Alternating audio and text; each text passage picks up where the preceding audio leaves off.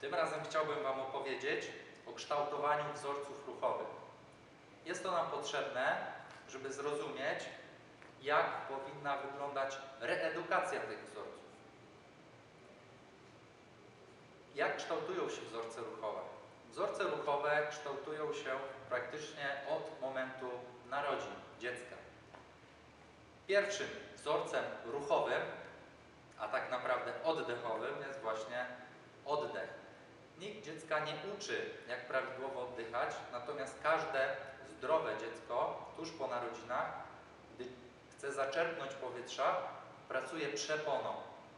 Więc przepona jest tym mięśniem, ponieważ przypominam, że jest to mięsień, jest tym mięśniem, który włącza się jako pierwszy. I tak samo później z klientem także chcemy zacząć od sprawdzenia jego oddechu. Natomiast wracając do kształtowania się wzorców ruchowych. Pierwszy element, przepona. Następnie dziecko kładziemy na plecach, ponieważ nie potrafi jeszcze dźwigać główki, więc kładziemy na plecach i co dziecko zaczyna robić? Zaczyna robić nieskoordynowane ruchy rękami i nogami, leżąc na plecach. Jest to tak naprawdę ten etap, gdzie kształtujemy pierwsze napięcia mięśni core. Tak samo później będziemy robić z naszym klientem, czy z Wami, jeżeli do mnie traficie. Kolejny etap, przetaczanie, tak? Czy już generowanie ruchu na bazie stabilności centralnej. Kolejny etap, dziecko leży na brzuchu, zaczyna dźwigać główkę. Pierwsze napięcia na kręgosłupie, tak? Prostownik grzbietu.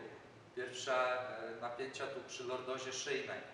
Później odpychanie, czyli taka foczka, tak? Dziecko już jest zainteresowane, co jest troszkę wyżej niż poziom ziemi.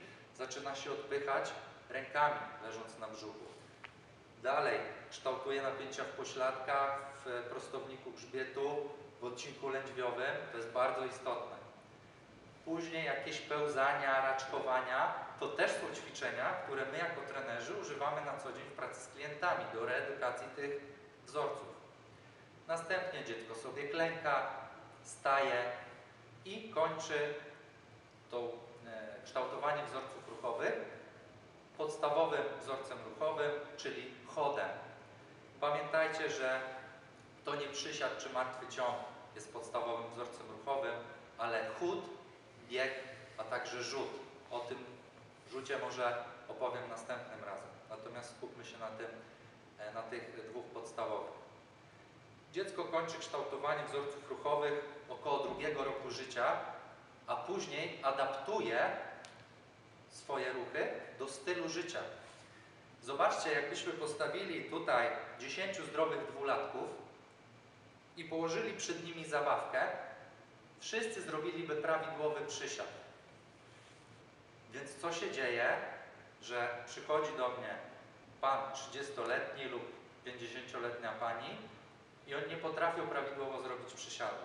Ano dzieje się to, że oni w wieku 2 lat umieli to zrobić, natomiast poprzez styl życia, brak ruchu, tryb siedzący, tryb życia siedzący, te wzorce ruchowe po prostu zatracamy.